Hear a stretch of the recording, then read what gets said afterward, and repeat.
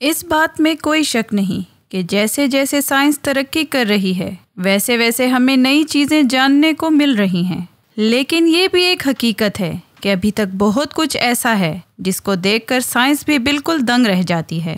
پھر معاملہ چاہے مصر میں بنا 2500 سال پرانا ہیلی کاپٹر کا ہو یا پھر ایئر پلین کی ہائیروگلیفکس کا ہو، روس میں واقع اپنے آپ بڑے ہونے والے کریٹر کا ہو یا پھر ناسا کو اسپیس سے موصول ہونے والے سگنلز کا، ہمارے ارد گرد کئی چیزیں ایسی بھی ہیں جن کے سامنے سائنس کو بھی جھکنا پڑتا ہے۔ ایم کے ٹی وی کی ویڈیوز میں ایک بار پھر سے خوش آمدید۔ دوستو، آج آپ 5 ایسی ہی مسٹریز کے بارے میں جانیں گے جن کی اصل حقیقت آج تک کسی کو بھی معلوم نہیں پڑ سکی۔ تو آئیے شروع کرتے ہیں آج کا کاؤنٹ ڈاؤن۔ نمبر 5، بیرونی خلا بے شمار مسٹریز اور لاجواب سوالات سے بھری ہوئی ہے جن کو جاننا اور سمجھنا سائنس کے لیے ابھی تک ایک ناممکن کام ہے۔ پچھلی کئی صدیوں سے سائنس ہماری کائنات کی سب سے بڑی طاقت کو سمجھنے کی کوشش کر رہی ہے، لیکن ابھی تک ناکام ہے، اور وہ طاقت ہے گریوٹی۔ جس طرح زمین کی گریوٹی تمام اشیاء کو اپنی طرف متوجہ کرتی ہے، اسی طرح سورج کی گریوٹی زمین سمیت سولر سسٹم کے دوسرے سیاروں کو بھی اپنی طرف متوجہ کرتی ہے۔ لیکن سورج کو کون سی گریوٹی اپنی جگہ رہنے پر مجبور کر رہی ہے؟ سورج تو بہت چھوٹی بات ہے، کروڑوں اربوں گیلیکسیز، اور ان گیلیکسیز کی ساخت کو کون سی گریوٹی نے بنا رکھا ہے؟ کوئی تو ایسی چیز ضرور ہے جس کا ماس اتنا زیادہ ہے کہ وہ ان تمام گیلیکسیز کو اپنی اپنی جگہ پر برقرار کیے ہوئے ہے۔ سائنسدانوں نے اس نہ دکھنے والی گریوٹی کو ڈارک میٹر کا نام دیا ہے۔ یہ میٹر ہماری کائنات کے 85% ماس کو ڈھکتی ہے، پر حیرت کی بات یہ ہے کہ پچھلی کئی صدیوں سے اس پر مطالعہ کرنے کے باوجود بھی ہم اتنے زیادہ پھیلے ہوئے میٹر کے بارے میں نہ کچھ جانتے ہیں اور نہ ہی اس کو ہبل یا جیمز ویب جیسی طاقتور ٹیلیسکوپ سے دیکھ سکتے ہیں۔ سائنس صرف اتنا جانتی ہے کہ ڈارک میٹر کا ایک تھیوریٹیکل ورژن ہے جس کو نہ ہم دیکھ سکتے ہیں اور نہ ہی محسوس کر سکتے ہیں، لیکن اس کی گریوٹی کی وجہ سے اس کائنات کا پورا نظام چل رہا ہے۔ نمبر 4، بے شک دنیا کے طاقتور ٹیلیسکوپ سے ہم 13.1 بلین لائٹ ایئر دور گیلیکسیز کو دیکھ سکتے ہیں، بلیک ہول کی تصویر بنانے میں کامیاب بھی ہو چکے ہیں، اور سائنس کی طاقت کا استعمال کر کے ہم 14 کروڑ کلومیٹر دور مارس پر کئی روورز بھی بھیج چکے ہیں۔ لیکن سب سے بڑی حقیقت یہ ہے کہ یہ تمام مشنز ہم جس منصوبہ بندی پر رہ کر رہے ہیں اس کے سمندروں میں ابھی تک نہیں کر پائے۔ قریباً 80% سے بھی زیادہ سمندر کے حصے ایسے ہیں جہاں کی دنیا ہماری دنیا سے بالکل کٹی ہوئی ہے۔ سمندر کا ڈیپسٹ پوائنٹ ماریانا ٹرنچ 11,022 میٹر گہرا ہے، لیکن ہم انسانوں نے سمندر کا صرف وہ حصہ ابھی تک دریافت کیا ہے جو صرف 200 میٹر گہرا ہے۔ اس پوائنٹ کو ٹوائلائٹ زون کہا جاتا ہے، جہاں سورج کی روشنی نہ ہونے کے برابر ہے۔ روشنی کے علاوہ یہاں کا دباؤ 320 PSI ہوتا ہے۔ یہ اتنا زیادہ ہے کہ جیسے کسی نے انسان کے جسم کے صرف 1 انچ کے حصے پر ٹریکٹر کا ٹائر رکھ دیا ہو۔ یہی وجہ ہے کہ انسان کا چاند پر جانا تو آسان ہے، لیکن سمندر کے ٹوائلائٹ زون سے بھی نیچے جانا بہت ہی مشکل ہے۔ ایک اندازے کے مطابق ٹوائلائٹ زون کے نیچے جتنی بھی زندگی ہے، ہم اس میں سے صرف ابھی تک 5% کو دریافت کرنے میں کامیاب ہوئے ہیں۔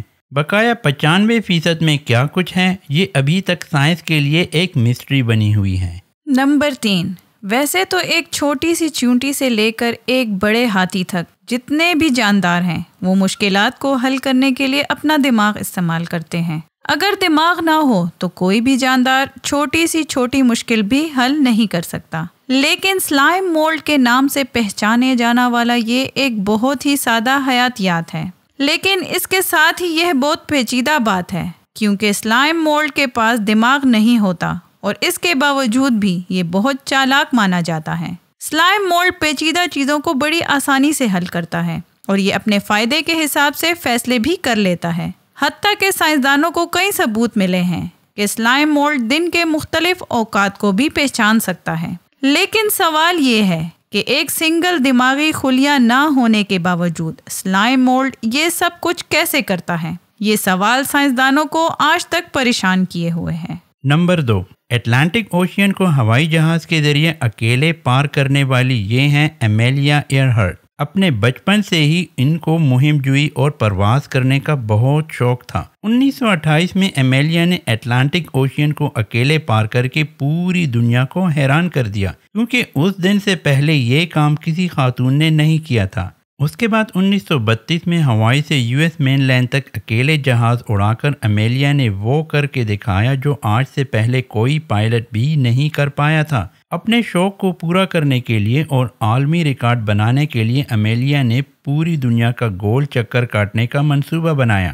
2 جولائی 1937 کو اپنا عالمی ریکارڈ بنانے کے دوران ایمیلیا اور اس کے ساتھ موجود نیویگیٹر فریڈ نونان نے ریفیولنگ کے لیے پاپوا نیو گینیا کے شہر میں لینڈ کیا، لیکن ریفیولنگ کے بعد جب دوبارہ انہوں نے اپنا سفر شروع کیا تو سینٹرل پیسیفک اوشین میں ہاولینڈ آئی لینڈ کے قریب آ کر ان کا کنٹرول ٹاور سے رابطہ منقطع ہو گیا اور اس کے بعد آج تک ان کا پتہ نہ چل سکا۔ کئی تلاش کرنے والی پارٹیوں نے ممکنہ حادثے کے مقام پر کئی مہینوں تک تلاش کیا، لیکن نہ ایمیلیا ملی، نہ فریڈ، اور نہ ہی جہاز کا کوئی چھوٹا سا پرزہ۔ اس واقعے کو آج 85 سال گزر چکے ہیں، لیکن مجال ہے کہ سائنسدانوں اور ماہرین کو ذرا برابر بھی کوئی ثبوت ملا ہو۔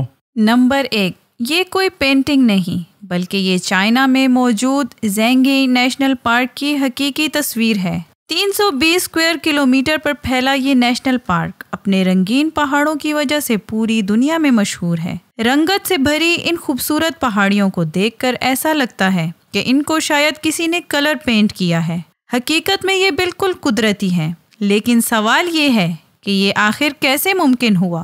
کئی سائنسدانوں کا ماننا ہے کہ پہاڑوں کے رنگین ہونے کی وجہ یہاں موجود سینڈ سٹون اور منرلز کا مرکب ہے، جو کئی سالوں سے کیمیائی رد عمل کر رہا ہے۔ لیکن ایسا اتفاق تو اور بھی جگہوں پر ہوتا ہے، لیکن یہ رنگین پہاڑ صرف یہیں پر کیوں ہیں؟ جو لوگ اس تھیوری کو نہیں مانتے ان کا کہنا ہے کہ زمین کی ٹیکٹونک موومنٹس کی وجہ سے یہ خوبصورت پہاڑ بنے ہیں۔ کئی صدیاں گزرنے کے باوجود بھی سائنس ابھی تک اس دلکش اور خوبصورت پہاڑوں کے پیچھے کا اصل راز معلوم نہیں کر سکی۔ دوستو، ہمیں کامنٹس کر کے ضرور اپنی رائے سے آگاہ کرتے رہیں اور ہماری ویڈیوز اپنے دوستوں کے ساتھ ضرور شیئر کیا کریں۔ آج کے لیے اتنا ہی دوستو، نیکسٹ ویڈیو تک کے لیے اللہ حافظ۔